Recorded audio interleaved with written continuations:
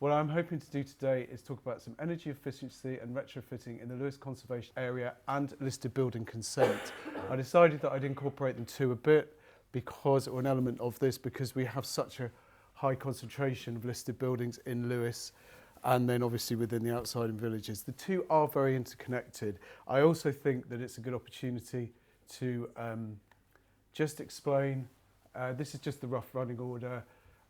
I will explain the Lewis Conservation Area and the Article 4. I'm sorry if a lot of people do know it, a lot of people don't, and I think it's important to clarify, so I thought this might be a good opportunity just to go through that. So, Lewis. Recently, you might well know, the Telegraph ranked towns across the country based on different factors: shop fronts, aesthetics, historic architecture, traffic levels, etc. Top of the ranking came Lewis. The town received an overall score of 46, famous for its medieval history, cobbled streets, panoramic views of the South Downs and beautiful 11th century Priory Park. These in conservation are the unique characteristics, and these are the unique characteristics that make up a very, very special town. So we have a conservation area. So if you ever see an Article 4, and I will tell you there are other areas, other conservation areas with Article 4, so there's the Lewis Conservation Area, which is not the best map, but it's the same one that Chris just illustrated to you.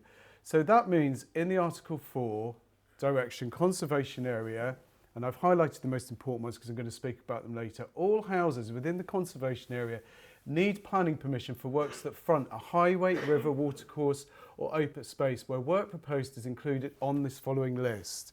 Okay, this is in the public domain. The two that I've highlighted are two that I'm going to concentrate on because this whole area you could speak for days on, so I'm trying to focus it down to sort of some key elements. And when it says highway, Chris touched on it, front elevation. In Lewis, it's not just the front elevation. The topography of the town means that you get glimpses and views all around. So if there are views from a public highway of a rear elevation of a building, that will still also need planning permission. So the two areas, I mean, just going back to this here, the areas that I was really looking at concentrating on today are windows in particular, draft proofing, SV panels, damp proofing, and a quick EPVC overview. I mean, I'm skimming through this really quickly. Windows alone, I could probably spend 3 hours on. If Tanya, my colleague, was here, she'd probably be spending 3 days on it, but it's a massive issue. So two areas that I've highlighted here are alterations to a roof, because we're talking about solar panels, and any changes to doors or windows. Article 4 directions are made when the character of an area would be threatened by inappropriate works being carried out. They offer additional protection to an area and are most common in conservation areas, hence here. So the other four, if anybody's from out of town, the Article 4 directions are also in place in Chailey, Ditchling, Newhaven, Peacehaven and Rodmell. The constraints will not be so extreme. As much as I love Newhaven, I've got a family that live there. It's not the high zenith of architectural interest, but my understanding is the Article 4 is more down around the quayside and the harbour and that area. So there's different constraints for different areas. There's a lot of constraints in the centre of Lewis because of the special interest, special characteristics. My understanding is it used to be free. I'm sorry, I don't have any control over it. I think it should still be free. I believe it's £206 to apply. My advice to you is anything on that list, if you are going to do anything, think about it. Okay, you're probably not going to have the whole caboodle, but you might think, all right, let's put in one application with numerous elements rather than doing different ones. It's very time consuming, £206 for the whole lot. So that would be just a recommendation for you. Planning permission, I'm incorporating this with listed building consent in a minute when I come on to expand on it.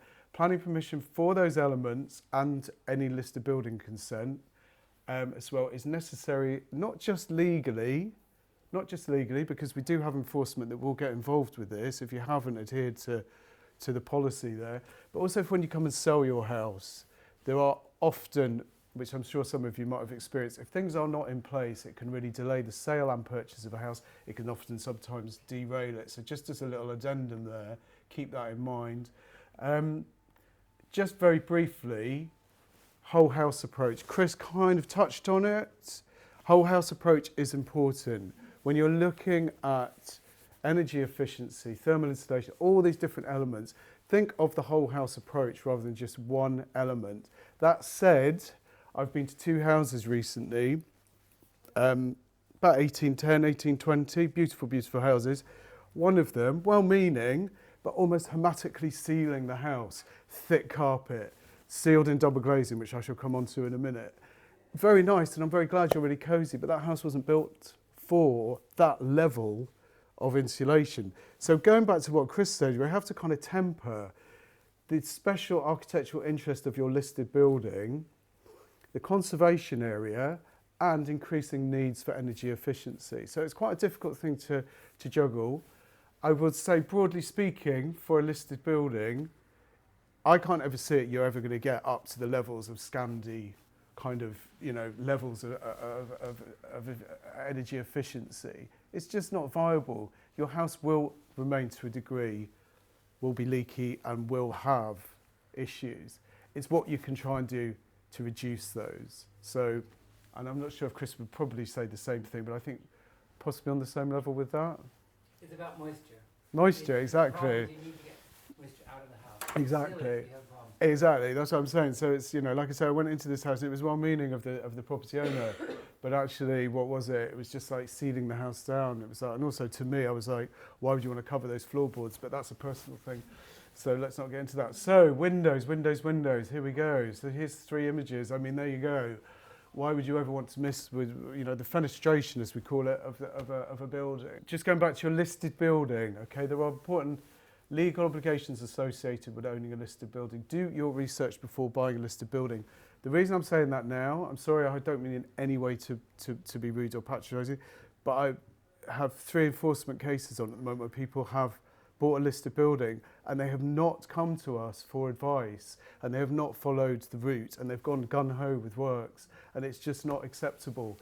So I've had people come to the drop-in, which I'll tell you about in a minute, who prior to buying, they've come in for advice. That's what we're there for. Please come to us for pre-purchase advice. You're thinking of a listed building, come and speak to us about it. We will give you free advice on it. So please keep that in mind. If the necessary permissions for certain works are not sought and approved, this could trigger enforcement action, which it has. You cannot just go ahead with many works and modifications or amendments without seeking advice and then applying for listed building consent. Retrospective listed building consent does not exist. People say, well, I'll retrospectively get listed building consent. You apply for listed building consent at the time of your proposal. You can go back and the terminology is more kind of redressing the balance, where historically, maybe 30, 40 years ago, something awful happened to the house, slipped through conservation, different policies were in place. You can then come and redress the balance. But it's not termed retrospective in the same way as you get retrospective planning permission. It's not retrospective listed building consent. Historic windows are the jewel in the crown of an old building. If removed, the building instantly loses much of its character and its interesting aesthetic, as we have here. However, old windows are the principal cause of heat loss in old buildings. Drafty sash and casement windows are under the spotlight. Windows are the primary element for conservation inquiries. They're the most inquiries that we get are about windows. And obviously potential applications. Doing nothing is no longer affordable or responsible option. However, there is no excuse for removing an old window with historic significance. Other approaches for improved thermal performance are required, and they are possible. From conservation perspective, we look at maintaining a listed building's special interest and any proposal application. In addition, the impacts on the immediate setting and the wider public realm. So it's not just the building, it is the conservation area and how that impacts the wider public realm. So just a couple of points. Beware and step away from endless deals of special offers that drop through the letterbox, saying that they look like the real thing. They aren't, and they don't. Conservation are highly unlikely to support a lot of these projects. I will come on to this a little bit more in a minute. Applications for listed building consent. Proposing UPVC will not be supported. If you've got a listed building, then and you want to propose new windows or replacement windows or repairs or whatever, please don't come to us as UPVC, because understandably it will not be supported. And UPVC will never be classed as a traditional material. It is also harmful environmentally and aesthetically and sometimes structurally to listed buildings. So a bit of advice: in a listed building within the conservation area and non-listed as well, because some of these principles should apply to non-listed buildings. Your building might not be listed, but it's still very beautiful and it's still of architectural interest, it has special interest. So hopefully some of the listed building policies, I would highly recommend people try and transfer them across when considering their own building that might be that is in the conservation area but is not listed. So just a bit of advice, assess your property and ascertain the age of all windows based on style, construction, ironmongery, paint layers. They're likely to have been replacements over time as the building has evolved. So, as Chris pointed out, that terrace in Islington, Georgian terrace, you've got Victorian sash. You will often find, more recently, from the kind of 1930s onwards, the Crystal edition. So, you know, make a little assessment and a record of your windows. Where more recent modifications are evident. So I'm using this in Lewes. If you go up the high street, you'll often see a timber subframe with a crittle that has been inserted in there, into that. For a planning application, if you wanted to replace those windows, for listed building consent, you're going to have to apply for it, and also in the Article 4 direction, you're going to have to apply for it, okay? So I'm using that as an example. We would consider replacement crittle within that timber sash. Crystal, sorry. So crittle window is, well, it's basically a metal frame window, really common from the 1930s onwards. You know, if you see an Art Deco style house, it will have metal crittle style windows. I can show you an image later if you want, just to, it's becoming very fashionable again to have crittle back in windows, but also they're failing and they do warp. So I'm using that as an example. It's complicated. Windows are complicated. That's the thing. It's very rarely that you get a house with the fenestration, the entire window, the window sequencing of the same period. So, like for like is an often used phrase. We had one recently, 2 historic windows on a Grade 2 listed house. They want to street facing, want to remove them, replace them with like for like. Like for like in window applications is nonsense because it isn't like for like. You're removing historic timber, and we would never support the removal of historic timber if it can be repaired and kept in place in a listed building, okay? When we move on to non-listed, of course, it's slightly different, all right? So that like for like, particularly around the windows, if in any window application, is a bit of a no-goer because it doesn't really stand the course, to be honest. So we will not support the unnecessary removal of historic timber windows for listed building applications unless there are exceptional circumstances. Mainly because I've said it is so important to the aesthetic and the special interest of that building, but also the quality of timber, it's kind of pre-World War I really, was far more superior than it certainly is now. So repair and maintenance, particularly for listed buildings, is the way that we're going. Secondary glazing I will come on to because obviously we can't ignore that. So what the other options are I'll come on to in a minute. Repair and maintenance will always be the first option. So I don't know how long I've been talking. That's fine. So consulting with conservation. Before you go ahead, we have the drop-in. The drop-in is there on the website. It is once a month. It's held up at the town hall. It's free. My name is Tanya is the other conservation area conservation officer in the area, and I'll give you her email address and mine at the end. But please email with any questions, and I will try and answer them. If you want to proceed and you've got significant inquiries, book a 15-minute slot at the conservation drop-in once a month. Okay, that's there. That's open to all, and I'm seeing a couple of faces in here that have already been in. Yeah. And I hope it was beneficial. We get a lot of positive feedback. Yeah. We got the little notice on a lamppost outside the house. Right. Yeah, Okay. So, and then on top of that, there is also a pre-app service. I'm not a planning officer and I'm not a case officer, but I believe there's a pre-app service where I thought it was about 15 quid. I've heard it's actually free, where you can put in a pre-app application for us to briefly assess it. What is your proposal? So that we can look at it realistically, what do you need to change before you then put the actual application in. So there are avenues there before you get to the actual application process for listed and non-listed. So secondary or double glazing, I don't want to go over this, but I'm particularly focusing on the listed building here. So the installation of secondary glazing, if carefully and reversibly carried out, would not affect the special interest, and listed building consent would not therefore generally be needed for its installation. But ask the conservation officer. So just speak to us firstly about it. For the avoidance of doubt, permanent fixed double glazing of sashes or casements, this is from Historic England, and we hold it to this as well. So when we're saying that, we're talking about the more fixed aluminium, usually an aluminium frame with sliders in there, and it's a permanent secondary glazing or double glazing, is likely to affect the special interest and will need listed building consent. So if you want to install that, you need to come and see us. Listed building consent will be necessary. The reason you need to come and see us is to explain how it's going to be fixed. We need to know how it's going to damage any historical material.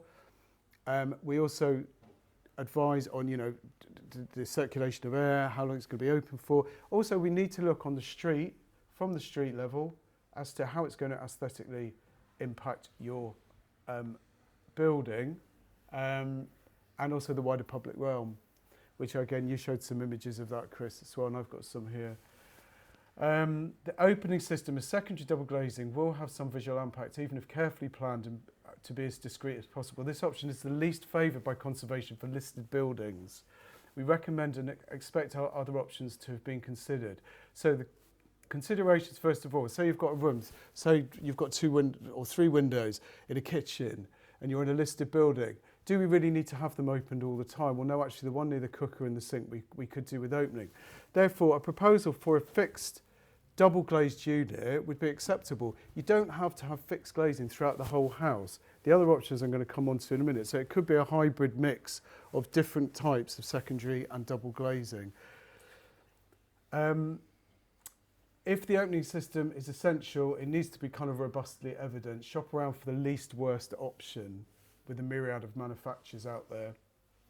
It's important that secondary glazing is ideally plain, without subdivisions, or with subdivisions that follow the glazing bar of the existing window. Fixings should be minimal. How the secondary glazing is installed is one of the primary concerns for conservation, hence the need for listed building consent required for fixed double glazing units. Now, just going back to non-listed, for secondary glazing, you don't need to come to it. You don't need planning permission for that. You only need to come forward for advice and to submit planning application if you want to change your exterior windows. So we don't have any advice or sort of any enforcement really on secondary glazing in non-listed in the central conservation area. So hopefully I'm not blinding you too much with confusing things. These, just going on from some of the images that Chris showed us, these are no. I mean, these are just awful. These 2 in particular, I mean, we've got terrible double reflections there. We've got a chunky second frame. I hate to say it, if you want a good example of it, go past the town hall. We sit in our meetings there and we've said before, they're pretty awful. They were installed some time ago, but unfortunately the money for that sort of thing isn't there. But this is the reason that you need to really carefully consider your secondary glazing options. So in your listed building, if you don't have your fixed frame, chunky double glazing, what are the other options? So different types of secondary glazing can be applied to suit different windows in one building. So again, does the window need to be open during the months, or can it be closed? If it can be left closed over the winter months, explore clear, firm but flexy plastic sheet options fixed with a magnetic strip. So that's that kind of option there. So you put the magnetic strip around the outside, and this is a sort of flexible inner panel, and then that could be lifted off during the summer months and then stored away and then put back on. In the winter, if the window is street facing and noise is an issue, then a more substantial glazed or rigid plastic single panel can be carefully secured in place. Consider the fixings. This can be removed but is more permanent. Listed building consent is unlikely to be required, but seek advice again by email. So these are these 2 options here. That has got a sheet similar to this here. So you get that beautiful window is not interrupted internally or externally. And that is the kind of fitting. So it's more permanent. You need to do your research. Is it still easy to take that panel out if I needed to get between the void? Because let's face it, some moisture will sort of accumulate, and those are the kind of things you need to look into. So plastic single pane panels, lower conductivity than glass, providing some extra insulation. Fitted well, there should be little condensation between the panes, but if you can lift them out, then at least you can clean them. So it's an option to consider. This is what I call kind of Scandi-Euro style. I mean, I lived in northern Germany when I was younger. They have this secondary, which is expensive, but they've installed a secondary timber frame where it almost becomes a feature within itself. This one is particularly beautiful, actually, I have to say. That's leaded glass. Each of those panels, that's a whole timber frame that's been put in, and each of those panels open. So it almost becomes a feature. Obviously, there's a lot of expense with that, but if you live in a listed building, we have to kind of consider other options. So for me personally, if somebody came to say, I've got one at the moment actually, they want to see the whole house mainly because of noise levels, and they've got the most beautiful windows. And I've said to them, consider this, consider it, get a carpenter out and get a quote and see. And then this is I'm not entirely sure what material that is. But what's very nice about that is you've got the glazing bars and they're completely uninterrupted. And that actually is an open and closer. That looks quite nice, that one. So I'm not sure who manufactures that. So when you do have an historic building, the window has deteriorated so badly, we need to replace. So where do we go? Do we allow for double glazing, okay, in a listed building? My answer to that would be, and after talking to Jim, because he introduced me to this idea, there's a company particularly well known within the sector which is called Histoglass. So if you're going to look at a replacement window, we won't support the removal of a historic window if it's not damaged. We will support secondary glazing of one of those options, okay? So don't come to us saying, we've got a listed building, we want to take the windows out and replace them. It's such a hugely integral part of the building, and as a conservationist, and to preserve the special interest of the town and of the building and the unique characteristics of the town, we will be saying no, that window has to stay. But if it has deteriorated, you want to replace. At this time in life, in 2023, we have to consider the double glazed option. Histoglass as the outer level, as the outer layer, would be something we'd be very receptive to. So you would have the panels that Chris spoke about, the secondary, but the external would be histoglass. That's crown glass. I'll give you those options because that was the middle of where the glass was broken off the tool. But the histoglass is the actual sheet. This is the impression that you have with broken shadows, that mottled effect, very, very beautiful. There are ways of doing it with the outer level being historic glass. It is expensive, unfortunately, but if you're in a listed building, that's what we have to look at.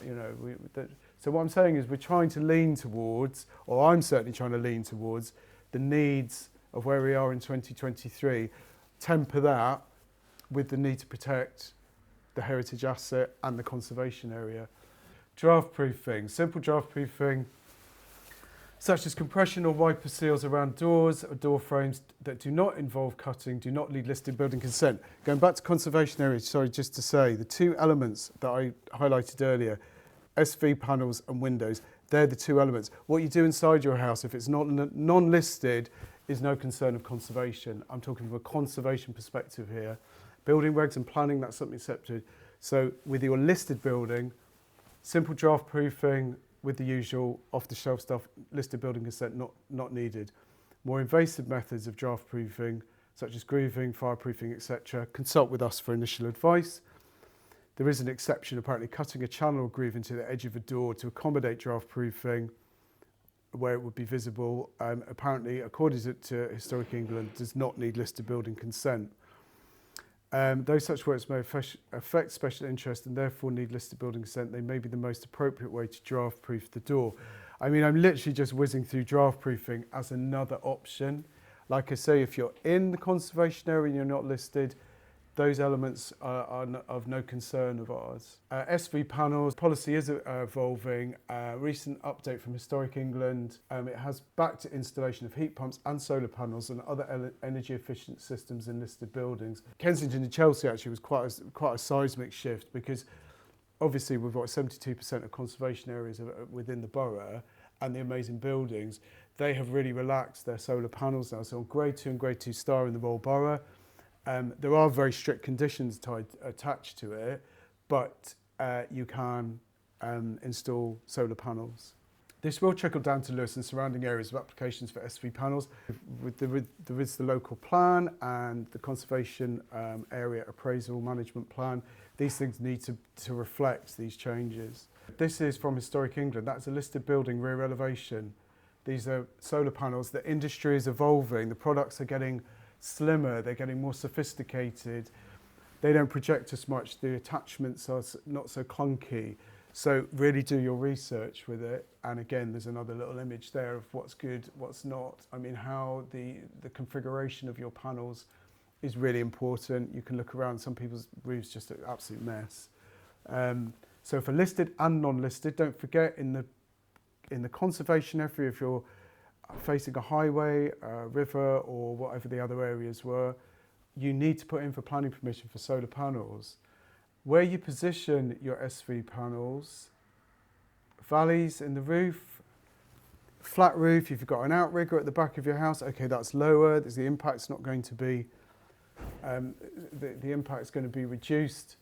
Can they be ground mounted? How many do we really need? My aunt had some put in, albeit quite a few years ago. I think she could probably provide power to most of Lewis. She seems to be overwhelmed with it. And I think people well-meaning, maybe they go into it getting to how many do you actually need? Damp proofing. So retrofitting damp proof coursing into a building, which is never, this is for non-listed, we don't need to be consulted. However, please do consider the same issues that affect a listed building. Retrofitting damp-proof courses into building, which was never designed to, is extremely invasive. So the two that are really, well, the main one is injecting damp-proofing systems. They're not recommended for building conservations, and there's no evidence that they work. So this is where there's down here, where we're drilling holes in and filling it with whatever the material is, probably something cementitious. This second option here is where the membrane is attached to the wall. Again, it is fairly invasive. It's not suitable for listed buildings. I have people saying to me, "Oh, my builder told me it was fine for a listed building." Come to us and consult with us before you want to do damp proofing in your basement. We will be looking at the increasing presence now of this type. Well, it's always been there, but we will be looking at this, where we're looking at traditional materials. There's some fantastic companies out there now using Roman waterproof mortars and lime, and various other more traditional materials which are far more in keeping and breathable for a listed building. So I'm not going to go through it all now because I think I've overrun anyway, but it's just, again, with damp proofing. I hope I just touched on that just to give you a little bit of an idea. With all of it, just consult with us either by email or by booking in to the conservation drop-in.